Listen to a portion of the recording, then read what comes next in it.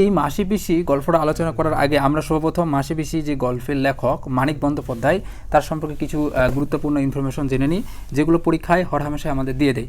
তো এই ইনফরমেশনগুলো তোমরা সকলে কী করবা, এগুলো দাগায় নিবা। যেগুলো বিশেষ করে বলবো এগুলো পরীক্ষায় সব থেকে বেশি আছে, তো এই তথ্যগুলো একটু সবাই দাগায় নিবা। যে মানিক বন্দ্যোপাধ্যায় তার জন্ম হলো সাঁওতাল পরগনায় দুমকায় 1908 সালে 15 মে জন্মগ্রহণ করেন।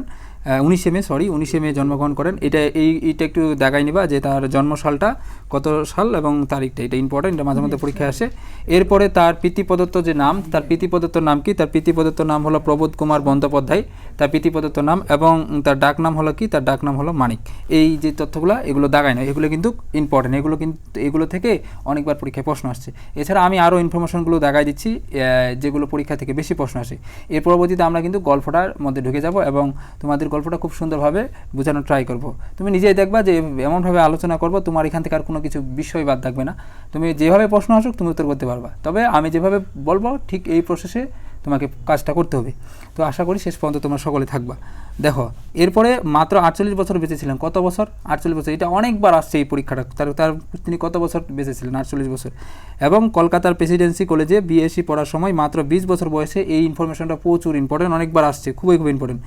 20 বছর বয়সে বন্ধুর সাথে বাজি ধরে তিনি প্রথম গল্প অতিসীমামি লিখে খ্যাতি অর্জন করেছিলেন। তাহলে কত বছর বয়সে এবং তার প্রথম গল্প কোনটা লিখে তিনি খ্যাতি অর্জন করেছিলেন? সেটা হলো 20 বছর বয়সে, এবং অতিসীমামি নামে একটি যে গল্প রয়েছে সেই গল্পটা লিখে তিনি কিন্তু অনেক খ্যাতি অর্জন করেছিলেন। এই তথ্যগুলো। এরপর উপন্যাস ও ছোট গল্পের লেখক হিসাবে মানিক বাংলা সাহিত্যে খ্যাতিমান, এটা মোটামুটি ইম্পর্টেন্ট, এটা মনে রাখতে পারো। এরপর তার উপন্যাসগুলো কিছুটা মনে রাখবা, কয়েকটা, এগুলো পরীক্ষায় অনেকবার আসছে। জননী, দিবারাত্রি, কাব্য, পদ্মা নদীর মাঝি, পুতুল নাচের রীতিকথা, চিহ্ন। এই তার ছোট গল্পগুলো রয়েছে হলো প্রাগৈতিহাসিক, সরীসৃপ, এগুলো। আর তার মৃত্যুটা এরপর মনে রাখবা, তার মৃত্যু হলো কলকাতায় 1956 খ্রিস্টাব্দে 3রা ডিসেম্বর তিনি শেষ নিঃশ্বাস ত্যাগ করেন। এই ছিল মূলত হলো কবি পরিচিতি থেকে মানিক বন্দ্যোপাধ্যায়ের যেগুলো গুরুত্বপূর্ণ তথ্য আমি চেষ্টা করেছিলাম তোমাদের সেগুলো দেওয়ার। এখন আমরা সেই গল্প মূল যে আমাদের আলোচনা মাসি পিসি, সেই গল্পের মধ্যে আমরা এখন প্রবেশ করব। দেখো, মাসি পিসি এই যে গল্পটা, এটা তো মূলত কোন প্রেক্ষাপটে লেখা? আমি কিন্তু তোমাদের যে কোনো গল্প, পদ্য বা যেটাই আলোচনা করি না কেন, সেটা আলোচনা করতে গিয়ে আমি কিন্তু সর্বপ্রথম তোমার সেই গল্প বা পদ্য যেটা হোক না কেন, আমি চেষ্টা করি সর্বপ্রথম ওই যে গল্প পদ্যটা, ওইটা ওভারঅল কোন বিষয়ে প্রেক্ষাপটে লেখা, কোন বিষয়টাকে ইঙ্গিত করে সেটা লেখা হয়েছে এবং সেই সারমর্মটা কী, সেটা আমি প্রথমে কিন্তু বোঝার ট্রাই করি। সেই সুবাদে আমি সর্বপ্রথম তোমাদের সেই বিষয়টা বলবো যে মাসি পিসি গল্পটার মূলত মূল আলোচ্য বিষয় কি, মূল থিমটা কি, এই গল্পটাই মূলত এখানে কোন বিষয়টা বোঝানো হয়েছে। দেখো, মাসি পিসি গল্পে মূলত আমাদের প্রধানতম যে বিষয়টাকে ইঙ্গিত করা হয়েছে, এখানে কয়েকটা বিষয় আমরা লক্ষ্য করলে দেখতে পাবো। প্রথম যে বিষয়টা, 2 বিধবার বুদ্ধিদীপ্তি জীবন সংগ্রাম। এখানে আমরা 2জন বিধবা পাবো। এক নম্বর হলো মাসি এবং পিসি, তাদের এখানে নির্দিষ্ট কোনো নাম উল্লেখ করা হয় নাই। তো এই 2 বিধবা কী হবে, তারা মূলত তাদের যে মানে রয়েছে যে একজন মেয়ে থাকবে, মেয়ে বলতে তাদের মেয়ে না আর কি, তো একটা মেয়ে থাকবে যার নাম হলো, এই যে আমাদের গল্পের মধ্যে আমরা ঢুকলে পাবো যে একটা মেয়ে আমাদের আহ্লাদি, তার একটা মেয়ে রয়েছে। সেই এই মেয়ে যে আহ্লাদি রয়েছে তাকে নিয়ে মূলত তার এই ঘটনা প্রবাহ, অর্থাৎ যে আহ্লাদিদের আছে তার মনে করো জীবন সংগ্রাম, অর্থাৎ আহ্লাদি কী হবে, তার শ্বশুর বাড়িতে যাবে, সে শ্বশুর বাড়িতে গিয়ে সে তার স্বামীর নির্যাতনের শিকার হবে, তারপর সে সঠিকভাবে মানে চলার ক্ষেত্রে অনেকটা বাধা প্রতিবন্ধকতা, বিভিন্ন ধরনের কিন্তু ঝামেলা হবে, এবং পরিশেষে সে আহ্লাদি সে কিন্তু যে তার শ্বশুর মানে তার স্বামীর বাসায় সেখানে কিন্তু আর থাকতে পারবে না তার নির্যাতনের ভয়ে। অবশেষে সে মাসি পিসির কাছে আসবে, এবং এই মাসি পিসি আহ্লাদিকে এত সব নির্যাতন, বিভিন্ন ধরনের সমাজের মানুষের মানে বিভিন্নভাবে দেখার ভঙ্গি, এত কিছু উপেক্ষা করে আহ্লাদিকে শেষ পর্যন্ত যে তাকে টিকিয়ে রাখবে ঠিকভাবে, এই বিষয়টা, এই প্রেক্ষাপটেই মূলত এই মাসি পিসি গল্পটা কিন্তু লেখা। ওই জন্য বলছে যে 2 বিধবার বুদ্ধিদীপ্ত জীবন সংগ্রাম, অর্থাৎ 2জন যে বিধবা রয়েছে মাসি ও পিসি, তাদের কিন্তু কারো কিন্তু স্বামী নাই। তো এখন এই 2 বিধবা কীভাবে আহ্লাদিকে শেষ পর্যন্ত মূলত তাকে এই যে বিভিন্ন ধরনের খারাপ পরিস্থিতি, বিভিন্ন ধরনের অবস্থা থেকে রক্ষা করতে পারে, এই ওভারঅল বিষয়টা এই প্রেক্ষাপটে কিন্তু রচিত হয়েছে। এরপরে দেখো, এই গল্পটা আরও যে বিষয়গুলোর প্রেক্ষাপটে লেখা তা হলো অস্তিত্ব রক্ষার লড়াই। তারপর এরপর বলতে পারি এখানে এই গল্পের মধ্যে আমরা মাসি পিসির এক ধরনের কৃতজ্ঞতা বোধ প্রকাশ দেখতে পাই। তারপর হলো এখানে আরেক যে বিষয়টা সবচেয়ে বেশি হাইলাইট হয়েছে সেটা হলো কি পুরুষতান্ত্রিক সমাজের প্রাধান্য। অর্থাৎ আমরা এই গল্পে দেখতে পাই পুরুষতান্ত্রিক যে একটা সমাজ রয়েছে সেই সমাজের প্রাধান্যটা এখানে খুব বেশি পাইছে। অর্থাৎ সে তৎকালীন সময়ের অনেকগুলো বিষয় এখানে ফুটিয়ে তোলা হয়েছে এবং সেই সময় আমরা দেখি যে সমাজে নারীদের কিন্তু খুব একটা গুরুত্ব দেওয়া হয় না। অর্থাৎ এখানে যে আরেকটা টপিক আমরা সেটার সাথে অ্যাড করতে পারি সেটা হলো নারীদের অসহায়ত্ব। অর্থাৎ সে সময় নারীদের কিন্তু গুরুত্ব কম দেওয়া হতো, নারীদের খুব স্বাধীনতা ছিল না, তাদেরকে নিম্ন চোখে দেখা হতো। এই জন্য বলছে সেই সময় যে পুরুষতান্ত্রিক যে সমাজ ছিল সেই সমাজের একটু প্রাধান্য বেশি ছিল, গুরুত্ব বেশি ছিল।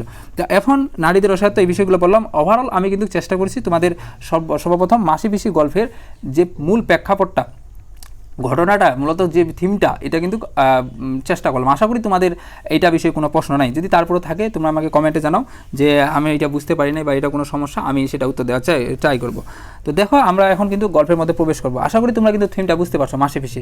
এটা মূলত একটা তোমার যে এখান থেকে শিক্ষার যে বিষয়গুলো থাকে সেই বিষয়গুলো কিন্তু আমরা সর্বপ্রথম বলে দিলাম যে এখান থেকে তোমার মূলত আমরা দেখতে পাই যে কীভাবে একটা মানে মহিলা হয়েও, মেয়ে হয়েও তারা কীভাবে মানে সমাজে বিভিন্ন ধরনের বাধা প্রতিবন্ধকতা, বিভিন্ন ধরনের ঝামেলা উপেক্ষা করে কীভাবে তারা এগিয়ে চলতেছে, মানে তাদের যে জীবন সংগ্রামে কীভাবে তারা এগিয়ে যাচ্ছে, এই বিষয়টা এখান থেকে কিন্তু বহুত শিক্ষার বিষয় আছে। আমরা কিন্তু যখন গল্পের মধ্যে ঢুকবো সেগুলো ধারাবাহিকভাবে আলোচনা করব। দেখো প্রথমে কী আছে, শেষ বেলা খালে এখন পুরো ভাটা। তো এখন দেখো নদীতে আমাদের এই বিষয়ে একটু আগে ধারণা দিয়ে দিই। আমরা নদী বড় বড় নদীগুলোতে দুইটা বিষয় লক্ষ্য করতে, একটা হলো জোয়ার, একটা হলো ভাটা। নদীর পানি যখন ফুলে ওঠে সেটা হলো জোয়ার, যখন নিচে নেমে যায় তখন সেটাকে ভাটা বলা হয়ে থাকে। এই যে জোয়ার এবং ভাটা এইটার মধ্যবর্তী আমাদের সময় থাকে কিন্তু 6 ঘন্টা 13 মিনিট, অর্থাৎ এর পরপর কিন্তু আমাদের একটার পর আরেকটা কিন্তু ঘটতে থাকে। তো এখন শেষ বেলা বলতে এখানে বলা হয়েছে বিকেলবেলার সময় কি হয়েছে, খালে এখন পুরো ভাটা, মানে জল পুরো নেমে গেছে। আগে জোয়ার ছিল, জোয়ার মানে হলো পানিটা উপরে উঠে গেছে, এখন ভাটার কারণে কী হয়েছে, সেই পানিটা নিচে নেমে গেছে। তো এখন তারপর কী হলো, দেখো জল নেমে গিয়ে কাদা আর ভাঙ্গা পাটকেল ও অজনে ভারী আবর্জনা বেরিয়ে পড়েছে। তা তো অবশ্যই। এখন দেখো যখন জলটা উপরে ছিল তখন কিন্তু ওই জলের নিচে কাদার সাথে কী ছিল কিন্তু দেখা যাচ্ছিল না। যখন জলটা নিচে নেমে আসলো, যখন উপরে ছিল তখন তো দেখার অপশন নেই, তখন তো জল উপরে আসে। কিন্তু যখন ভাটা হলো, জলটা নিচে নেমে গেল, তখন কিন্তু ওই যে কাদা বা আমাদের ভূমিটার উপরে কোন বিভিন্ন ধরনের বস্তুগুলো, যেমন ইট পাটকেল, তারপর ভারী বিভিন্ন ধরনের আবর্জনা, সেগুলো কি আছে সব কিন্তু আমরা তখন পরবর্তীতে কিন্তু দেখতে পাই। ওই জন্য বলছে এটা পরবর্তীতে কী হয়েছে, বেরিয়ে পড়েছে। এরপর হলো কংক্রিট অর্থ লিখে নাও। কংক্রিট অর্থ হলো বালু বা সিমেন্ট দ্বারা নির্মিত কোনো জিনিসপত্র। আমি কিন্তু তোমাদের আগেই বলছি, বাংলা যখন বিশেষ করে বাংলা ক্লাসটা নেই তখন কিন্তু তোমাদের খাতা কলম নিয়ে বসতে হবে, কারণ আমি প্রত্যেকটা ওয়ার্ড এবং অনেক সময় বিভিন্ন লাইনগুলো যেগুলো রয়েছে সেই লাইনগুলো অনুধাবনগুলো সরাসরি কিন্তু বলে দেবো, এগুলোর সাথে সাথে তোমরা নোট করে দিবা। দেখো ঠিক তেমনিভাবে কংক্রিটের পুলের কাছে, কংক্রিট মানে হলো যে বালু এবং সিমেন্ট দ্বারা নির্মিত আমাদের বিভিন্ন ধরনের জিনিসপত্র যেগুলো, সেই জিনিসপত্রগুলো পুলের কাছে খালের ধারে লাগানো শালতি মানে হলো ছোট নৌকা, যে নৌকা মূলত শালকাঠ বা তাল কাঠের সরু এক ধরনের যে ছোট নৌকা, সেটাকে মূলত শালতি বলা হয় থাকে। তো একটা নৌকা আর কি, শর্টকাট কথায়। তো সেই ধারে লাগানো শালতি থেকে খড় তোলা হচ্ছে পারে, মানে অর্থাৎ সেই পুলের কাছে, সেই পুলের ধারে মানে একটা নৌকা আছে, সেই নৌকা থেকে তারা বিভিন্ন ধরনের খড় তুলতেছে আর কি, তাদের প্রয়োজনীয় বিভিন্ন ধরনের খড় যেগুলো তাদের দরকার লাগে দৈনন্দিন জীবনে। তো পাশাপাশি জোড়া লাগানো দুটো বড় শালতি বোঝায় আটি বাঁধা মানে হলো তোমার তৃণবা মশাদি গুচ্ছ। তৃণবা কি গুচ্ছ, আমাদের বিভিন্ন ধরনের শস্যাদি বিভিন্ন ধরনের গাছপালা এবং বিভিন্ন ধরনের শস্যের বোঝাই করা আছে।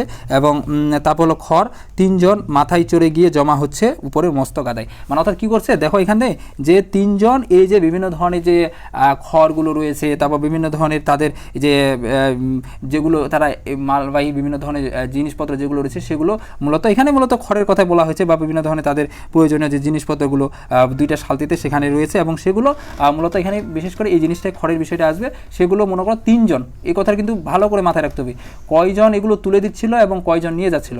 3 জন কিন্তু নিয়ে যাচ্ছিল, এটা প্রথমে আছে যে 3 জন এগুলো তুলে নিয়ে যাচ্ছিল, এরপর আর 2 জন কিন্তু উঠাই দিবে, ওটা আমরা পরবর্তীতে পাবো। উঠানামার পথে ওরা খড় ফেলে দিয়েছে কাদায়। কেন এটা দেখো, উঠানামার পথে যাতে কাদা থেকে বাঁচতে, কারণ কাদায় কিন্তু হাঁটতে কিন্তু অনেকটা কষ্ট হয়, এই জন্য কাদায় থেকে বাঁচতে মূলত তারা খড় সেখানে ফেলে দিয়েছে এবং চলাচল এখানে যার জন্য সুবিধা হয়, এই জন্য মূলত। তা শালতি থেকে ওদের মাথায় খড় তুলে দিচ্ছে 2 জন, যেটা একটু আগে বললাম যে কয়জন খড় তুলে দিচ্ছে, 2 জন খড় তুলে দিচ্ছে, আর 3 জন কিন্তু ওই খড় নিয়ে আসতেছে। একজনের বয়স হয়েছে আধবাঁকা চুল আর রোগা শরীর, এইটা লিখে নাও। মানে বৈশিষ্ট্য, শারীরিক বৈশিষ্ট্য, এটা কে, কোন ব্যক্তি? একজনের বয়স হয়েছে আধবাঁকা চুল রোগা শরীর, এর নাম হলো আব্দুর রহমান। এর নাম কি? এর নাম হলো আব্দুর রহমান। এইটা কিন্তু লিখে নাও, তোমার যে বৈশিষ্ট্য, শারীরিক বৈশিষ্ট্য কার কোনটা, যে কার দৈহিক, মানে তোমাকে কিন্তু পরীক্ষায় এভাবে প্রশ্ন আসতে পারে যে এরকম বৈশিষ্ট্য অধিকারী কোন ব্যক্তি, সে ব্যক্তিটার নাম কি। বা তোমাকে বলতে পারে আব্দুর রহমানের যে শারীরিক বৈশিষ্ট্য কীরকম ছিল ব্যাখ্যা করো। এখন বিভিন্নভাবে প্রশ্ন আসতে পারে, তোমাকে খুব ভালোভাবে পড়তে হবে। অনেক সময় যে অনেকে বলে যে বাংলায় মনে ভালো লাগাইতে পারি না, ভালো এমসিকিউ হয় না। সৃজনশীল তো সবাই লিখতে পারি, এমসিকিউ 20টা 22টা এরকম হয় বা 25টা, বেশি লাগাইতে পারি না কেন? মূল কারণ হলো তোমার বাংলা তোমার পুঙ্খানুপুঙ্খভাবে পড়তে হবে, প্রত্যেকটা লাইন গুরুত্ব দিতে হবে। এই কারণে কিন্তু যে ভালোভাবে এভাবে গুরুত্ব দেয় সেই কিন্তু পারে ভালো এমসিকিউ লাগাইতে। আর তুমি যদি ভালোভাবে গুরুত্ব না দাও তাহলে কিন্তু তোমার সমস্যা হয়ে যাবে এমসিকিউগুলো উত্তর করতে, কারণ এখানে অনুধাবন টাইপের প্রশ্ন বেশি আসে, একটু বোঝা লাগে বিষয়টা। তো দেখো, অন্যজন মাঝবয়সী বেটে জোয়ান এবং মাথায় ঠাসা কদম ছাটা রুক্ষ চুল। আর এর নাম হলো কিন্তু কৈলাস। যে আরেকজন যে কথা বলছে যে মাঝবয়সী বেটে জোয়ান এবং মাথায় ঠাসা কদম ছাটা রুক্ষ চুল, এর নাম হলো কি? কৈলাস। তো দেখো, তারপর পুলের তলা দিয়ে, তার মানে এখানে দুইজন ব্যক্তি রয়েছে, কথাটা আবার বলতেছি। দেখো যে কি হয়েছে, তোমাদের এই সম্পূর্ণ লাইনটা একসাথে যদি বলি, যে ওই যে বিকেল হয়েছে, বিকেলবেলা মানে ভাটা নামছে এবং সেই সময় এখানে নৌকা থেকে দুইজন খড় তুলে দিচ্ছে এবং তিনজন সেই খড় মাথায় করে সেগুলো উপরে নিয়ে আসতেছে। তো এরপরে কি হয়েছে দেখো, পুলের তলা দিয়ে ভাটার টানে ঠেলে এগিয়ে এলো সরু লম্বা আরেকটা শালতি, মানে আরেকটা নৌকা, 2 হাত চৌড়া হয়নি না হয়, 2 মাথা দাঁড়িয়ে দুইজন পুরা মানে হলো যাদের মধ্যে বয়সের ছাপ অনেক পড়েছে, যাদের মধ্যে কি পড়েছে? বয়সের ছাপ অনেক পড়েছে, অর্থাৎ যেটা বয়স্ক আমরা এক কথায় বলতে পারি। দুইজন পৌরা বিধবা লগি মানে হলো কি? লগি মানে হলো নৌকা চালানোর জন্য বাঁশের যে দণ্ডটা, মানে অর্থাৎ আমরা যে নৌকা, তোমরা দেখো না যারা নৌকা চালায়, তো তাদের একটা কিন্তু যখন ওইটাকে মানে নৌকাটাকে প্রবাহ করতে হয়, মানে চালাইতে হয়, তখন কিন্তু ওইটা দিয়ে তোমার এই করে হয়, মানে চালনা করা হয়। তো ওই যে মানে ওইটাকে বলে মূলত হলো নৌকা চালানোর জন্য যে একটা বাঁশের দণ্ড বা আমরা বস্তু বলতে পারি, সেটাই মূলত হলো লগি। তো এটা কিন্তু তোমরা সবাই দেখছো। তো দেখো যে দু মাথায় দাঁড়িয়ে দুইজন প্রৌঢ়া মানে বিধবা লগি ঠেলছে, মানে একটা নৌকার মধ্যে দুইজন দুই দিকে আছে আর কি। তো তারা নৌকা নিয়ে যাচ্ছে, কোথায় যাচ্ছে দেখো, ময়লা মোটা থনথনে আঁচলে দুইজনে কোমর বাঁধা, মানে তাদের যে কাপড়গুলো রয়েছে অনেকটা ময়লা হয়ে গেছে এবং দুজনে কোমরে কাপড়টা বেঁধে দিচ্ছে, কারণ তারা খুবই পরিশ্রমী কিন্তু দুজনে ছিল এবং পরিশ্রমের মধ্যে দিয়েই তারা সবসময় যাইতো। মাঝখানে গুটিসুটি হয়ে বসে আছে অল্প বয়সী একটি বউ। এই যে অল্প বয়সী একটি বউ রয়েছে, এ নামে কিন্তু আহ্লাদি, অর্থাৎ তাকে নিয়েই কিন্তু এই যে মানে গল্পের পুরো কাহিনীটা মূলত এই আহ্লাদিকে নিয়েই, মাসি পিসির। তো এইকে নিয়ে কিন্তু তারা সবসময় ঘুরতো। কেন ঘুরতো, কী কারণে ঘুরতো, আমরা সব কিন্তু পাবো। দেখো, মাঝে বসে রয়েছে একটি অল্প বয়সী মেয়ে, এক বউ, আমরা যাকে পরবর্তীতে পাবো তার নাম কিন্তু আহ্লাদি। গায়ে জামা আছে নকশা পাড়ে সস্তা সাদা শাড়ি। এটা খুব ইম্পর্ট্যান্ট, মাথায় রাখো যে আহ্লাদির গায়ে যে কাপড়টা ছিল সেই কাপড়টা কীরকম, সেটা হলো নকশা পাড়ের সস্তা সাদা শাড়ি। শাড়িটা কি কালার ছিল? সাদা শাড়ি। 8 থমথমে গরন গোলগাল মুক্তার। এটা হলো যে কার বৈশিষ্ট্য, শারীরিক বৈশিষ্ট্য, এটা হলো আহ্লাদি। তো মাসি পিসি ফিরছে কৈলাস, বুড়ো লোকটি বললো, এটাও ইম্পর্টেন্ট যে বুড়ো লোকটি কী বললো, বুড়ো লোকটি বললো যে মাসি পিসি ফিরছে কৈলাস, বা মাসি পিসি ফিরার খবর কে দিল। পরীক্ষায় এটাও এভাবে আসছে যে মাসি পিসি ফিরার খবর কে দিল, এটা হলো বুড়ো লোকটি দিছিল। তো দেখো, কৈলাস বাহকের মাথায় খড় চাপাতে ব্যস্ত ছিল, চটপটে শেষ আটিটা চাপিয়ে দিয়ে সে যখন ফিরল, মাসি পিসির শালতি 2 হাতের মধ্যে এসে পড়েছে, মানে হলো অতি নিকটে, মানে এগুলো তার সম্পূর্ণ করতে করতেই কৈলাসের এই যে মাসি পিসির যে শালতি বা নৌকা সেটা চলে আসছে। তো ও মাসি, ওগো পিসি রাখো খবর আছে, খবর বলতে হলো খবর আছে শুনে যাও, মানে এটা কৈলাস বলতেছে, ওগো মাসি, মানে এভাবে মানে তারা যাচ্ছে বলতেছে যে মাসি পিসি এখানে এদিকে আসো, খবর আছে, একটা খবর আছে শুনে যাও, এভাবে তাকে মূলত ডাকতেছে। এরপরে কি বলছে দেখো, সামনের দিকে লগি পুঁতে মাসি পিসির শালতি গতি ঠেকায়। তারা যেহেতু সে ডাকতেছে, তখন মাসি পিসি বলে যে সে ডাকতেছে, শুনে আসি কি বলে। তখন তারা যে নৌকা যে রয়েছে তাদের যেখান দিয়ে যাচ্ছিল সেটার গতি ঠেকায়, গতিটা কমায়। তো এরপর হলো আহ্লাদি স্মৃতি সিঁদুর পর্যন্ত ঘোমটা টেনে দেয়া। আহ্লাদির কি পর্যন্ত? স্মৃতি সিঁদুর পর্যন্ত তার ঘোমটা টেনে দেয়া। কেন এটা তার স্মৃতি সিঁদুর পর্যন্ত ঘোমটা টেনে দেয়া? কারণ লোকলজ্জার ভয় বা তৎকালীন সমাজের নিয়ম। এটা কিন্তু লিখে নাও, তোমাদের ওয়ার্ড মিনিংটা লিখে নাও। প্রথমে কি? লোকলজ্জার ভয় বা তৎকালীন সমাজের নিয়ম। অর্থাৎ আহ্লাদি যে তার মনে করো স্মৃতি সিঁদুর দিয়ে খুব সুন্দরভাবে ঘোমটা দিয়ে আছে, কারণ একটা বিষয় তোমাদের প্রথমে আমি কিন্তু এই বিষয়টা বলছি, তৎকালীন সমাজে পুরুষদের তুলনায় নারীদের কিন্তু গুরুত্ব কম ছিল, তাদেরকে খুব অবহেলা চোখে দেখা হতো। এখন নারীরা এই সময় যদি মানে বেপরদার সাথে চলতো, যদি অন্য পুরুষের সামনে মুখ দেখাইতো, এই জিনিসটা কিন্তু তখন কিন্তু মানে তখনকার সমাজে কিন্তু এই রীতিটা ছিল না। তখন কিন্তু সবসময় তারা ওই সমাজে মানে ওই সময় সমাজের মধ্যে ছিল মেয়েরা সবসময় পর্দার সাথে থাকবে, তারা কখনো পুরুষের সামনে আসবে না, এইরকম বিষয়টা। তো এই জন্য মূলত আমরা দেখতে পাই এই যে আহলাদি সে মানে খুব একবারে সিঁথি সিঁদুর পর্যন্ত দিয়ে খুব ভালোভাবে ঘোমটা দিয়ে আসে যাতে কেউ তাকে দেখতে না পায়। তো এরপর সামনে থেকে মাসি বলে বিরক্তির সঙ্গে বেলা আর নেই কৈলাস, মাসি বিরক্তির সাথে বলতেছে বেলা আর নেই, তাহলে যে পেছন থেকে পিসি বলে অনেকটা পথ যেতে হবে কৈলাস। কি বলছে? অনেকটা পথ কি যেতে হবে কি কৈলাস। এখন এখানে একটা তোমাদের ইনফরমেশন বলে দিই, এই গল্পের মধ্যে আমরা যে কোনো ঘটনার, যখনই কোনো একটা ঘটনা ঘটবে তখন যে কোনো ঘটনার সামনে সব সময় থাকবে মাসি। সামনে মাসি বলতে কি, যে কোনো ঘটনার শুরুটা, প্রথম যে উক্তিটা, সর্বপ্রথম যে উক্তিটা হবে সবসময় কি আমরা কার দেখতে পাবো? মাসির দেখতে পাবো। সর্বপ্রথম উক্তিটা সব মাসি দেখতে পাবো এবং পিসি তার সহযোগী থাকবে। মানে প্রথম উক্তিটা অলওয়েজ আমরা মাসি দেখতে পাবো এবং পরবর্তীতে যে উক্তিটা বলবে সেটা হলো সবসময় আমরা পিসিকে তার সহযোগী হিসাবে কিন্তু পাবো। ঠিক তেমনিভাবে এখানে যেমন দেখলাম সর্বপ্রথম কে বললো? সর্বপ্রথম মাসি বললো যে বেলা আর নেই কৈলাস, সময় আর নেই। এরপর পিসি আবার বলে যে অনেকটা পথ যেতে হবে কৈলাস। তখন কিন্তু এরপর পরবর্তী আবার পিসি বলছে। মানে এরকম কিন্তু সব জায়গায় পাবো, এই গল্পটা যত জায়গা আছে সব জায়গায় কিন্তু এই বিষয়টা লক্ষ্য করতে পারবো। তো এরপরে দেখো, এরপরে হলো মাসি পিসির গলা ঝরঝরে আওয়াজ, মানে তাদের মধ্যে গলার মধ্যে খুব এরা ঝরঝরে আওয়াজ। তারা কখনো মানে আমরা যেভাবে মানে এইভাবে আস্তে আস্তে বলি বা তাদের মধ্যে মানে একটা দুর্বলতা যে ভাব কথার মধ্যে, এই জিনিসটা কিন্তু কখনো লক্ষ্য করা যেত না। অর্থাৎ মাসি পিসি কথার মধ্যে কথা এমনভাবে তারা বলতো, তার মধ্যে একটা ঝংকার, মানে একটা মানে সেই দেমাগ কাজ করতে আগে তাদের কথা বলার মধ্যে। তো আওয়াজ একটু মোটা ছিল তাদের, মাসি পিসির যে আওয়াজ ছিল সেটা একটু কী ছিল? মোটা ছিল এবং এটা ঝংকার আছে। কৈলাসের খবরটা গোপন, দুজনে লম্বা লম্বা শালতি দু মাথায় থাকলে সম্ভব হয়, সম্ভব নয় চুপচাপ বলা। মানে যদি দুইজন দুই মাথায় আছে এটা খবরটা কখনো মানে আস্তে বলা সম্ভব হয়ে উঠবে না। তো মাসি বড় শালতির খড় ঠেকানো বাঁশটা চেপে ধরে থাকে, পিসি লগি হাতে নিয়ে পেছন থেকে এগিয়ে আসে সামনের দিকে যাতে কথাটা শুনতে পারে কাছে এসে, কারণ দূরে থাকলে তো খুব স্পষ্টভাবে কথাগুলো শুনতে পাবে না। আহলাদি যেখানে ছিল সে সেখানেই বসে থাকে কান পেতে, মানে সে কান পেতে রাখে। আহলাদি মাঝে বসেছিল নৌকার মাঝে, সে নৌকার মাঝে বসে আছে, সে মানে উঠাউঠি করে না, সে সেখানে বসে আছে। তো কথাবার্তা সেসব শুনতে পাই সহজেই, মানে আহলাদি তাদের যে কথাবার্তাগুলো সেগুলো খুব এমনিতেই খুব সুন্দরভাবে শুনতে পাই, যেহেতু এখানে কাছে আছে, খুব একটা দূরেও না যে খুব দূরে থাকলে যে শুনতে পাবে এরকমটা না, কিন্তু শুনতে পাই। কারণ সে যাতে শুনতে পায় এমন ভাবে বলে আবার কৈলাস।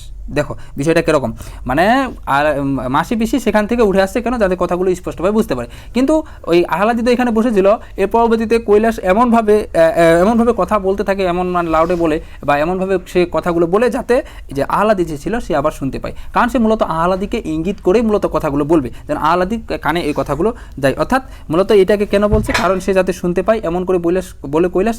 এটা বলার কারণ কি?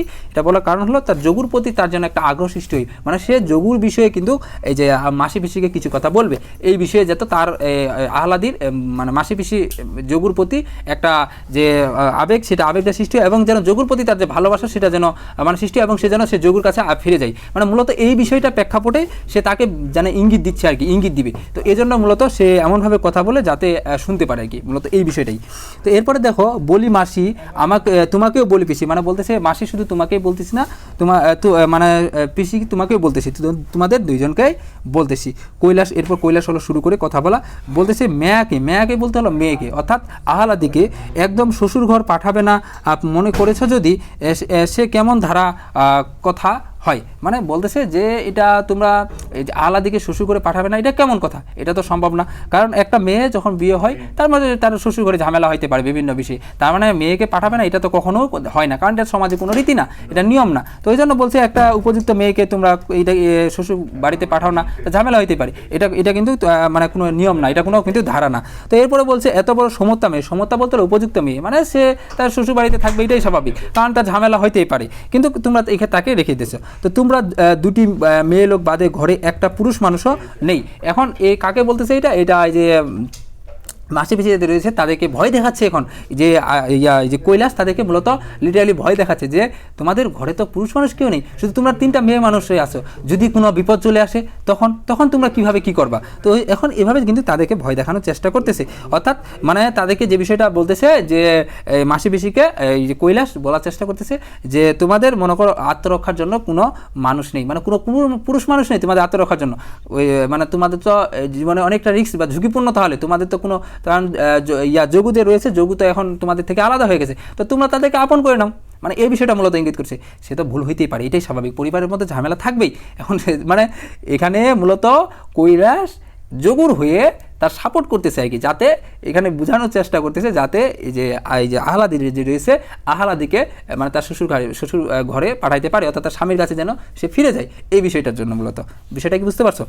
এভাবে বিভিন্ন মূলক পাম্পটি আর কি দিচ্ছে। তো এরপরে দেখো বিপদ আপদ যদি ঘটে, বলতেছে যদি তোমাদের বিপদ আপদ ঘটে কে আসবে, তোমাদের তো কোনো পুরুষ মানুষ নাই বাসার মধ্যে। তারপর মাসি বলে, এই যে তোমাদের বলছিলাম যে কোনো ঘটনা আগে প্রথমে কে বলবে, প্রথমে বলবে মাসি। মাসি মানে কি জানো? আমি যেটা যদিও বলি, মাসি মানে হলো কিন্তু খালা, আর পিসি মানে হলো কিন্তু ফুপু, আমরা যেটা বলি।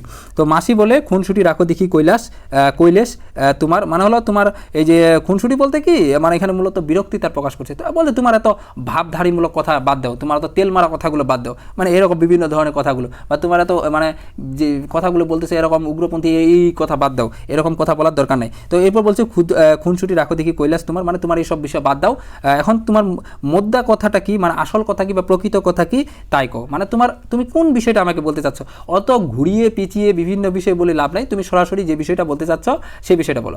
মাসি পিসি কিন্তু বুঝতে পারছে সে মূলত সাথে কোন বিষয়টা বোঝাতে চাচ্ছে, তো এই জন্য মূলত মাসি পিসি বলছে যে তোমার আসল কথাটা কি তোমরা সেইটা কও। কথা কি বুঝতে পারছো? তো এরপর বললে না যে খবর আছে, এরপরে বলতেছে যে বললে না তো তোমার একটা খবর আছে, সেই খবরটা কি বলো তো। এখন এরপর বলতেছে যে বললে না একটা খবর আছে, তো প্রথম ওই জন্য তো মনে হতো এই যে কৈলাস মাসি পিসিকে থামাইলো, বলছে এখন খবরটা বলে কি খবর। তারপর এরপর পিসি বলে খবরটা কি তাই কও, তোমাদের খবরটা কি তাই বলো। বেলা নেই আর কৈলাস বলতেছে বেলা নেই কৈলাস, তাড়াতাড়ি বলো, আমাদের আবার যাইতে হবে। মাসি পিসির সাথে পারা যাবে না, মানে কৈলাস বলে এটা জানে কৈলাস, মানে এটা কৈলাস বলতেছে যে তাদের সাথে কখনো পারা যাবে না বলতে কি রসিয়ে বা ভাব জমিয়ে কথা বলা, এটা কখনো তাদের সাথে যাবে না, সম্ভব না। তো অগত্যা মানে হলো বাধ্য হয়ে, অগত্যা মানে কি, অগত্যা অর্থ হলো কি বাধ্য হয়ে, লিখে নাও বাধ্য হয়ে ফেনিয়ে রসিয়ে বলবার বদলে সে সোজা কথায় আসে যোগুর সাথে দেখা হলো কাল। এবারে স্ট্রেট কথায় চলে আসছে, কৈলাস বলতেছে যে কালকে যোগুর সাথে দেখা হলো। তো দেখা হওয়ার পর কী হয়েছে দেখো, খড় তুলে দিতে সাজ হয়ে গেল, মানে সাজ মানে হলো সন্ধ্যা, বলছে খড় তুলে দিলে সন্ধ্যা হয়ে গেছে, তার দোকানে একটু মানে আর কি চা খেতে গেছি, মানে দোকানে চা খেতে গেছি এবং চায়ের দোকানে যোগুর সাথে দেখা, বলতেছে যে খড় তুলে দিতে সন্ধ্যা হয়ে গেছিলো এবং চায়ের দোকানে গেলাম, সেখানে গিয়ে দেখলাম যে সেখানে যোগুর সাথে দেখা হয়েছে। তো দেখা হওয়ার পর তখন কি বলছে, তো যোগুর সাথে দেখা হইতেই পারে।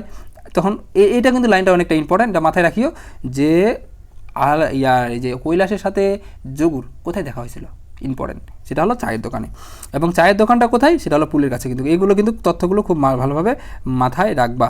মাসি বলে চায়ের দোকানে না কিসের দোকানে তা বুঝেছি কৈলাস, তা কথাটা কি, মানে মাসি আর পিসি কিন্তু জানে যে কৈলাস এত ভদ্র না, এত ভালো না, বলতেছে যে তোমরা কোথায় দেখা হয়েছিল তা আমরা জানি, তোমার কোন যে মদের আড্ডায় কোনখানে ছিলা, কোন যে অপকর্মের জায়গায় ছিলা তা আমি ভালো করে জানি, তোমাকে এই বিষয়টা বুঝাইতে হবে না, আমরা এটা খুব জানা আছে। মানে মূলত মাসি পিসি কিন্তু জানে সে কী রকম টাইপের, মানে এখন যে কৈলাস নিজেকে ভালো সাজার চেষ্টা করতেছে, এই জন্য বলছি চায়ের দোকানে যাবে, কিন্তু সে মূলত চায়ের দোকানে দেখা হয় না, এই বিষয়টা মাসি পিসি বুঝাচ্ছে। পিসি বলে সেথা ছাড়া আর ওকে কোথায় দেখবো, এই যে সেটা ছাড়া বলতে মূলত এই যে মাদক দ্রব্যের দোকানে বা নেশা জাতীয় বিভিন্ন ধরনের দোকানে ছাড়া আর তাদেরকে কোথায় দেখবো, কারণ এই যে ছিল ওই যে যোগু ছিল আবার খুব মানে একবার সেই লেভেলের এক্সট্রিম লেভেলের মাদক দ্রব্য সেবনকারী ছিল আর কি। এই জন্য বলছে যে হাতে দুটো পয়সা এলে তোমারও স্বভাব বিগড়ে যায় বলতে কি মানে খারাপ হয়ে যায়, তুমিও তোমার হাতে যদি তোমার কয়েকটা টাকা আসে তুমিও তো আর ঠিক থাকো না আগের মতো। তা ঠিক থাকো না কৈলাস, তা কী বললো যোগু, তখন বলতেছে তা কী বললো তোকে যোগু বল দেখি। তো এরপর বলছে কৈলাস ফাপড়ে পড়ে আর চোখে চায় আহ্লাদিকে, ফাপড়ে বলতে কি তোমার সমস্যায় বা নিরুপায় হয়ে, কৈলাস নিরুপায় হয়ে আর চোখে মানে টেরা চোখে মানে আহ্লাদির দিকে দৃষ্টিগোচর করে, অর্থাৎ আহ্লাদির মনোভাব বোঝার চেষ্টা করে যে আহ্লাদি কী ভাবতেছে, কীরকম চিন্তাভাবনা করতেছে এই বিষয়ে আমি যে কথাগুলো বলতেছি, তা কি আদৌ কি তার কোনো চাহিদা আছে শোনার, এরকম। হঠাৎ বেমাক্কা মানে স্থান বহির্ভূত বা অসঙ্গত জোরের সঙ্গে প্রতিবাদ করে যে তা নয়, পুলের কাছে চায়ের দোকান, এই যে ইম্পর্টেন্টটা, কোথায় চায়ের দোকানটা ছিল, পুলের কাছে, এবং যোগুর সাথে কোথায় দেখা হয়েছিল, চায়ের দোকানে, মাথায় কিন্তু রাখবা। মাসি পিসি গিয়ে জিজ্ঞাসা করুক না সেখানে, বলতেছে তোমরা সেখানে গিয়ে জিজ্ঞাসা করো, আমি যদি মিথ্যা কথা বলতেছি জিজ্ঞাসা করুক আমি তার সাথে দেখা হয়েছে কিনা। তারপরে জোর হারিয়ে বলে ওসব এরকম ছেড়ে দিয়েছে যোগু, বলতেছে যোগু আর আগের মতো নেই, যোগু এসব বিষয় ছেড়ে দিয়েছে, লোকটা কেমন বদলে গেছে মাসি, সত্যি কথা পিসি, যোগু আর সেই যোগু নেই, বলতেছে যোগু আর আগের যোগু নেই, যোগু অনেকটা পরিবর্তন হয়ে গেছে, আগে মনে করো বউকে মারতো, এছাড়া সে নেশা করতো, এগুলো আর যোগু আর করে না, সে যোগু অনেক পরিবর্তন হয়ে গেছে, বউকে নিতে চাই এখন, বলতেছে সে এখন বউয়ের মানে বউকে নিতে চাই কেন, এখানেও একটা বিষয় আছে। এই যে বউকে নিতে চাই এখন বলতে এই লাইনটা অর্থ লিখে নাও, মানে বউয়ের সম্পত্তির কারণে, অর্থাৎ তার বাবার কিছু সম্পত্তি তার নামে কিন্তু ছিল, এই যে আহ্লাদের নামে। তো এখন এই সম্পত্তির প্রতি তার একটা কিন্তু লোভ লালসা ছিল। এখন তোমাদের এখানে কিছু একটা বিষয় আমি তথ্য দিতে চাই। দেখো তোমরা যারা এই পর্যন্ত ভিডিওটা দেখছো, মানে আমাদের লাইভে আসো আর কি, তো তোমাদের এই যে মাসি পিসি যে গল্পটা আছে, এই গল্পটা কিন্তু ইউটিউবে তোমরা নাটক পাবা। এই গল্পটার পর নাটক একবারে মানে অভিনয় করছে, এই কথাগুলো যেগুলো এখানে রয়েছে লাইনগুলো, এই লাইনগুলো নিয়েই মূলত সেই নাটকটা অভিনয় করা হয়েছে। এখন এই নাটকটা তোমরা অবশ্যই দেখবা, কারণ ওই নাটকটা তুমি যদি দেখো তোমার সৃজনশীল অ্যান্সার করতে, উত্তর করতে একটুও কষ্ট হবে না। তুমি সৃজনশীল একবারে ইজিলি অ্যান্সার করতে পারবা, এবং তোমার গল্পের যে ধারাবাহিকতাটা, ঘটনাটা, এটা তোমার মাথা থেকে তুমি ভুলবাই না।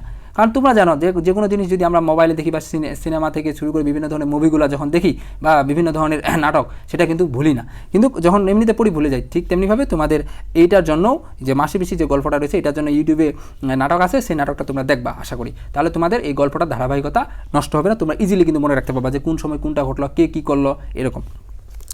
তো দেখো এরপরে তোমরা নাকি পণ করেছ মেয়া পাঠাবে না। মেয়া বলতে এই যে মেয়েকে, অর্থাৎ পণ মানে কি, পণ মানে কিন্তু এই যে আমরা যেটা বলি যৌতুক বলতে এটা পণ মানে যৌতুক না, পণ মানে হলো প্রতিজ্ঞা করা। মানে তোমরা নাকি পণ করেছ মেয়া পাঠাবে না, মানে এক একটা শব্দ কিন্তু আমরা যেমন ইংরেজিতে দেখি না, এক একটা শব্দ মানে অবস্থান ভেদে তার চেঞ্জ হয়ে যায়, কখনো সেটা নাউন থাকলে ভার্ব হয়ে যায়, ভাব থাকলে নাউন হয়ে যায়, এরকম কিন্তু বিভিন্ন ধরনের পরিবর্তন হয়। ঠিক তেমনিভাবে এখানেও আমরা এরকম বিভিন্ন ধরনের শব্দগুলো দেখতে পাই যে স্থান ভেদে সে শব্দটা অর্থ এক ওই হলেও কিন্তু ওই জায়গা অনুযায়ী সেই অর্থটা কিন্তু ভিন্ন হয়ে যায়। ঠিক তেমনিভাবে এটাও। তো তোমরা নাকি পণ করেছ মেয়ে পাঠাবে না, মানে মেয়েকে তোমরা শ্বশুরবাড়ি পাঠাবে না, অর্থাৎ যোগুর কাছে তাতেই চটে গেছে, মানে তাতেই সে রেগে গেছে, যোগু তাতে কী হয়েছে, রেগে গেছে। সম্মান তা আছে একটা মানুষের, বলতেছে একটা মানুষের তো সম্মানটুকু আছে, সেটুকু তো তোমাদের করা উচিত। তো তারা তাই বউকে চাই, তোমরা তাও পরে দেও না, এই কথা বলতেছে। করার নিতে তাহলে তো কবার নিতে এলো তা মেয়েকে দিলে না, বলছে কয়েকবার সে আহ্লাদিকে নিতে এলো, কিন্তু তোমরা তো তাকে পাঠাইলে না, তোমরা তাকে রেখে দিছো, তাই তো নিতে আসে না। আর বলছে সেই জন্য সে রেগে আর আসে না তাকে নিতে। তা আমি কি বলি কি, নিজেরা যেচে এবার পাঠিয়ে দাও মেয়েকে, মানে তোমরা নিজের ইচ্ছায় এবার মেয়েকে তোমরা পাঠিয়ে দাও, আর যোগ্যকে আসার দরকার নাই, তোমরা নিজ ইচ্ছায় এই যে আহ্লাদিকে তার বাসায় পাঠিয়ে দাও। মাসি বলে পেট শুকিয়ে লাঠি ঝাঁটা খেতে, দেখো এই কথাগুলো কিন্তু খুব ভালোভাবে বুঝো, এবং তৎকালীন সমাজে এখানে কিছু বিষয়, নেগেটিভ বিষয় কিন্তু তারা ফুটিয়ে তুলছে। যে মাসি বলে পেট শুকিয়ে লাথি ঝাঁটা খেতে, এটা কিন্তু ওয়ার্ড মিনিং আরও বিস্তারিত দেওয়া হয়েছে, মানে হলো খাবারের কষ্ট বা শারীরিক নির্যাতনের যে বিষয়টা, এইটা কথা বলা হয়েছে। এরপর হলো কলকে পোড়া ছেঁকা খেতে, মানে অমানবিক নির্যাতন, অর্থাৎ এখানে মূলত মাসি যে বিষয়টা বোঝাতে চাচ্ছে যে আহ্লাদি যে ছিল সে তাদের যে যোগুর কাছে ছিল, সেখানে সে বিভিন্ন ধরনের খাবারের কষ্ট থেকে শুরু করে শারীরিক নির্যাতন এবং বিভিন্ন ধরনের কিন্তু নির্যাতনের শিকার হতো, যার দরুন সে কিন্তু তার শ্বশুর বাড়িতে কিন্তু মানে তার মাসি পিসির কাছে কিন্তু চলে আসছে তার শ্বশুর বাড়ি ছেড়ে। তো এই জন্য বলতেছে যে মাসি বলে সে কি আবার ওইখানে যাবে এরকম বিষয়গুলো শিকার হইতে। তো এরপর দেখো যেটা বলতেছে যে খুঁটির সাথে দড়ি বাঁধা হয়ে থাকতে দিনভর রাতভর, বলতেছে এরকম অন্যের উপর মানে নির্ভরশীল, অন্যের নির্যাতনের শিকার হতে সবসময় থাকবে। সে খুঁটি যেমন একটা গরু বাধা থেকে আমরা যতই মারি সে সেখান থেকে যাইতে পারে না, ঠিক তেমনিভাবে সেও কি সে একটা গরুর মতো সেখানে স্থির থেকে যাবে, কারণ তারও তো মানুষ আছে, তারও তো আমরা আছি, আমরা তো অবশ্যই তার তো ভালো চাবো, কখনো ক্ষতি চাবো না। তো বলছে আমরা তো তার আছে, আমরা তো বিষয়টা দেখতেছি, তো আমরা কি কখনো তার ক্ষতি চাবো, কখনো চাবো না। সে ওই জন্য বলতেছে যে আমরা কেন তাকে মেয়েকে পাঠাবো, কারণ সে এই বিষয়গুলো তো সে শিকার হচ্ছে, তো শিকার হলে তো সেখানে পাঠানোর কোনো উচিত বলে মনে হয় না। তো এরপর পিসি বলতেছে, পিসি কি বলে, মেয়া না পাঠাই, জামাই এলে রাখিনি আদর করে। এখন পিসি একটা জবাব দিচ্ছে, কি জবাব দিচ্ছে কোন বিষয়ে, যে একটু আগে যে বললো যে কৈলাস যে বললো যে তোমরা মনে করো তোমরা ওকে আর আগে মানে করো না, ওকে তো তোমাদের মানে একটা তো মানুষের মান সম্মান বলে কিছু একটা কথা আছে, এতবার মেয়েকে নিতে আসলো তোমরা দিলে না, এই কথাটা কিন্তু তখন পিসি উত্তর জবাব বলে, কি বলে, যে মেয়া না পাঠাই জামাই এলে রাখিনি আদর করে। বলছে তুমি যে এই কথাটা বললা, তো মেয়ে পাঠাই না, ঠিক আছে আমরা মানলাম, কিন্তু যে মেয়েকে না পাঠাই, কিন্তু যে জামাই আমাদের আছে অর্থাৎ যোগু, সে আসলে কি আমরা কখনো জামাই আদর করিনি? অবশ্যই করছি। সে যদিও খারাপ, কিন্তু তাকে কিন্তু আমরা জামাই আদর থেকে কখনো বঞ্চিত করি নাই। তো ওইটাই বলতেছে যে ছাগলটা বেচে দিয়ে খাওয়ায়নি ভালো মতো 10টা জিনিস, ছাগলটা বেচে দিয়ে খাওয়ায়নি ভালো মতো 10টা জিনিস বলতে সর্বস্ব বিক্রি করে দেওয়া, মানে অর্থাৎ সে তার জামাইয়ের জন্য, যোগুর জন্য মানে যতটুকু সম্ভব যত সাধ্য চেষ্টা করছে তাদের ভালো কিছু আপ্যায়ন করার জন্য। মাসি বলে ফের আসুক, আবার আদরে রাখিব, যতদিন থাকবে, মানে যতদিন তাদের এখানে থাকবে আবার আসুক, আমরা তাদেরকে ভালোভাবে আপ্যায়ন করবো, অতিথি পরায়ণ করবো, বজ্জাত হোক, খুন হোক, জামাই তো, বলছে খারাপ হোক ঠিক আছে মানলাম, কিন্তু আমাদের জামাই তো, অন্য কেউ তো না। তো ঘরে এলে খাতির না করবো কেন, তবে মেয়েকে মোরা পাঠাবো না। মানে মাসি পিসি একবারে জিদ, বলছে ঘরে আসো, ঠিক আছে, তার আদর সেবা যত্ন আমরা করব, তার ভালোভাবে তাকে খাইয়ে দিয়ে সব কিছু করবো, কোনো সমস্যা নাই, আমরা কোনো বিষয় ঘাটতি রাখবো না, কিন্তু মেয়েকে আমরা পাঠাবো না। কেন? কারণ দেখো বিষয় একটা মেয়ের ক্ষেত্রে যে বিষয়টা মূলত বোঝায়, দেখো মেয়ে যদি একটা নির্যাতনের শিকার হয়, একটা মানে এটা একটা বড় ধরনের একটা সমস্যা না, মানে তার তো মানে মৃত্যুও হয়ে যেতে পারে এরকম একটা অবস্থা, এবং বর্তমানে কিন্তু হয় এরকম কিছু ফ্যামিলিতে আছে, এমন অনেকে আছে যে অনেক নারী অনেক নির্যাতনে কিন্তু শিকার হয়। এখন সব জায়গায় না, তবে কম হয় এখন আর কি, অনেকটা কমে গেছে, তবে আগে কিন্তু প্রচুর হইতো। কারণ এখন ছেলে মেয়ে প্রায় সমান একই লেভেলে চলে আসছে, কিন্তু আগে কিন্তু এরকমটা ছিল না। তো আগে কিন্তু তোমার মেয়েগুলো অনেকটা নিম্ন স্তরে ছিল, এবং যার কারণে প্রচুর নির্যাতনে কিন্তু শিকার হইতে হতো। দেখো এরপরে দেখো যেটা বলা হয়েছে যে পিসি বলে নে কৈলাস মরতে মোরা মেয়েকে পাঠাবো না। এখন পিসি বলতেছে যে ঠিক আছে বুঝলাম, কিন্তু আমরা মরে গেলেও ওকে পাঠাবো না, মানে আলাদিকে মরে গেলেও তাকে কি করবো না, পাঠাবো না, আমরা রেখে দেবো, কারণ এত নির্যাতন করলে তো কখনো সম্ভব না একটা মেয়েকে পাঠানো। তো বুড়ো রহমান এক খড় চাপিয়ে যায় বাহকের মাথায়। এখন দেখো এই যে তো তোমার এখানে দেখো বিষয়টা যেটা বলতেছি, এখানে কিন্তু খড় দুইজন তুলতেছিল, দুইজনের মধ্যে কে, একজন হলো কৈলাস, একজন হলো রহমান, আমরা কিন্তু একটু আগে বলছি। তো এখন কৈলাস মাসি পিসির সাথে কথা বলতেছে, মাসি পিসি নদী দিয়ে যাচ্ছিল, এখন তার মানে কে খড় তুলতেছে, শুধু একজন, সেটা হলো এই যে রহমান, বৃদ্ধ যে আব্দুর রহমান যে ছিল সেই ব্যক্তিটা। এখন এই ব্যক্তিটা বলতেছে এখন এই বিষয়ে কিছু কথা আসবে, এবং এই যে প্যারাটা আলোচনা করবো এখান থেকে কিন্তু অনেকবার সৃজনশীল আসছে। আবারও বলছি, এখান থেকে কয়েকবার তোমাদের সৃজনশীল প্রশ্ন আসছে। তো দেখো এখান থেকে কীভাবে সৃজনশীল প্রশ্ন আসছে এবং কীভাবে আসতে পারে আমি তোমাদের আলোচনা করব। বুড়ো রহমান এক খড় চাপিয়ে যায় বাহকের মাথায়, চুপচাপ শুনে যায় এদের কথা, মানে এদের কথা শুধু শুনে যাচ্ছে, সে খড় তুলে যাচ্ছে, ছল ছল চোখে একবার চাকায় আহ্লাদ দিকে, মানে হলো মানে কান্না একটা ভাব নিয়ে চোখের মধ্যে দেখে আহ্লাদের দিকে তাকিয়ে আছে। কেন আছে? দেখো তার মেয়েটা শ্বশুরবাড়িতে মরছে অল্প দিন আগে। দেখো বিষয়টা কীরকম, মানে এই যে আব্দুর রহমান যে ছিল তার একটা মেয়ে এরকম, এই যে একবারে ঠিক আহ্লাদের মতো একটা মেয়ে ছিল, সেই মেয়েটাকে সে কিছুদিন আগে সেই মেয়েটা মারা গেছে শ্বশুরবাড়িতে। কেন মারা গেছে? ওই নির্যাতন, যেমন আহ্লাদিপর নির্যাতন করা হচ্ছে ঠিক তেমনিভাবে এই যে তার মেয়ে যে ছিল আর আব্দুর রহমানের যাকে বিয়ে দেওয়া হয়েছিল তারও কিন্তু প্রচুর নির্যাতনের শিকার হইতো, এই কারণে সে মারা গেছে।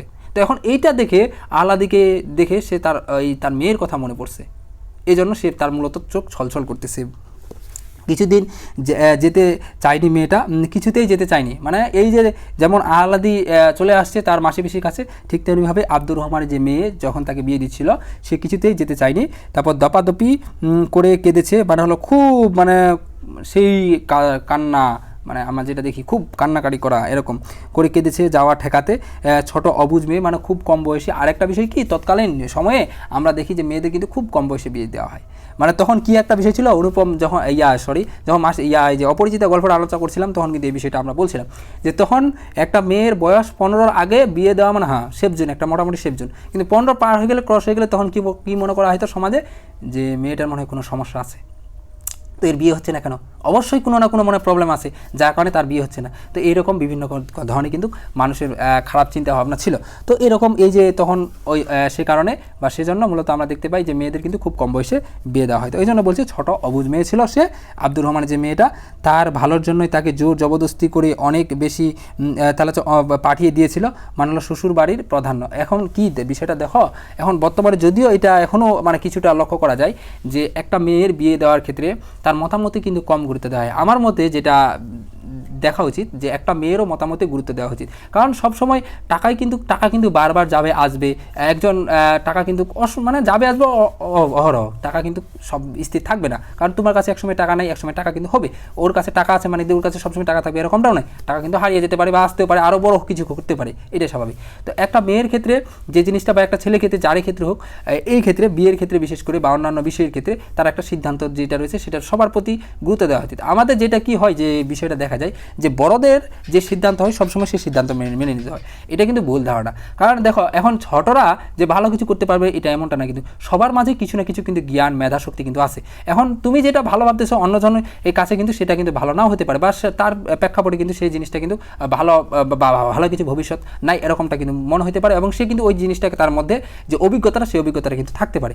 এখন যার যে সিদ্ধান্ত তাকে কিন্তু সেই সিদ্ধান্ত নেওয়া উচিত, এবং আমাদের সবার যে মতামত রয়েছে ছোট বড় নির্বিশেষে আমাদের সকলে কিন্তু মতামতে গুরুত্ব দেওয়া উচিত, এটাই কিন্তু স্বাভাবিক। কারণ তুমি যেটা জানো, দেখো এটা কিন্তু একটা জ্ঞানেরও বিষয় রয়েছে, তুমি যেটা জানো অন্য ছোট কিন্তু সেটা না জানতে পারে, বা এমন কিছু বিষয় তুমি দেখবা তুমি জানো না কিন্তু ছোটরা সেটা জানে, এটা স্বাভাবিক। কিন্তু আমরা তখন কী করি, ছোটদের কিন্তু প্রচুর পরিমাণে অবহেলা করি, এই তুই ছোট, তোর কাছে আমি কী শিখবো, এরকমটা না।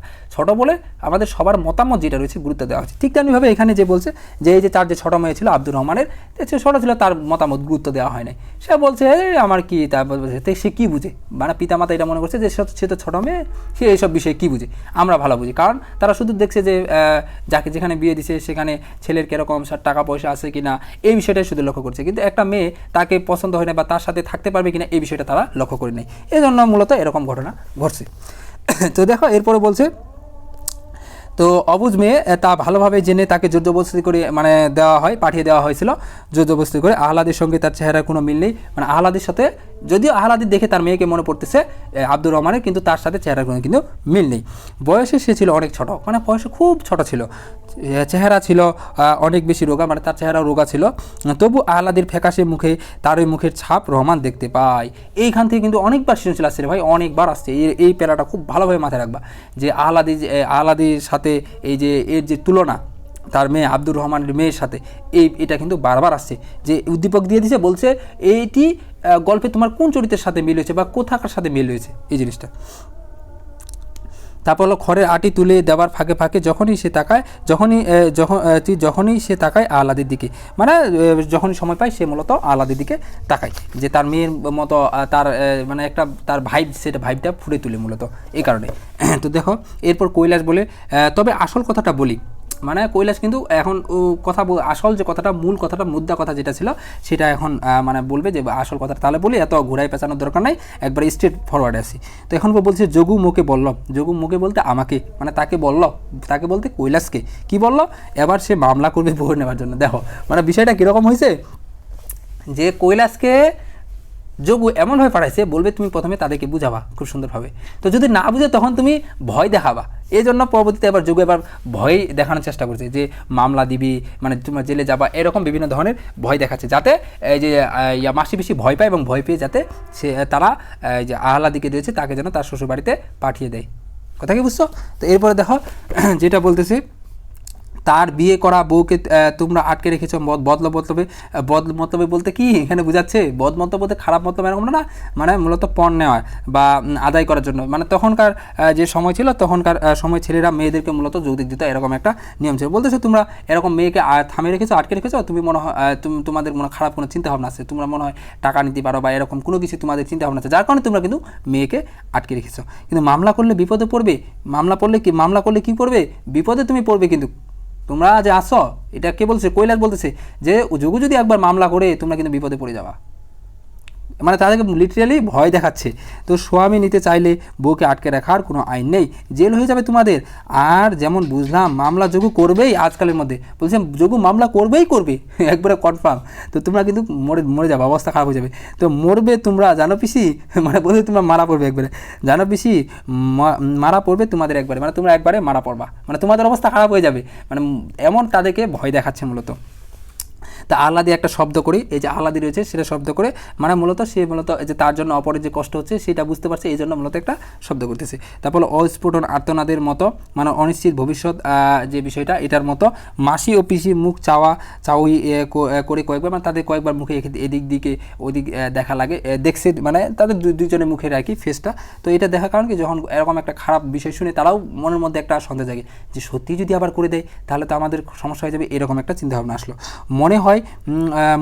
মনে তাদের একই কথা উদিত হয়েছে, চোখে চোখে সেটা শুধু জানাজানি করে নিল তারা, মানে তারা এমন ছিল দুইজনে, এটা কিন্তু পরবর্তীতে আমরা পাবো যদিও, মানে এমন ছিল দুজনের মিল, দুজনের মধ্যে মানে ভাবের সেই মিল আদান প্রদান, মানে এ কী ভাবতেছে ও দুজনের ভাবনা সবসময় সমান হতো। এই জন্য বলছে এটা মূলত এই বিষয়টাকে ইঙ্গিত করার জন্য বোঝানো হয়েছে যে সে কী ভাবছে না ভাবছে তাদের দুজনের মনে হয় মতের মিল একই ছিল, এই জন্য শুধু যার চোখের দিকে চেয়ে সেটা কনফার্ম করে নিল।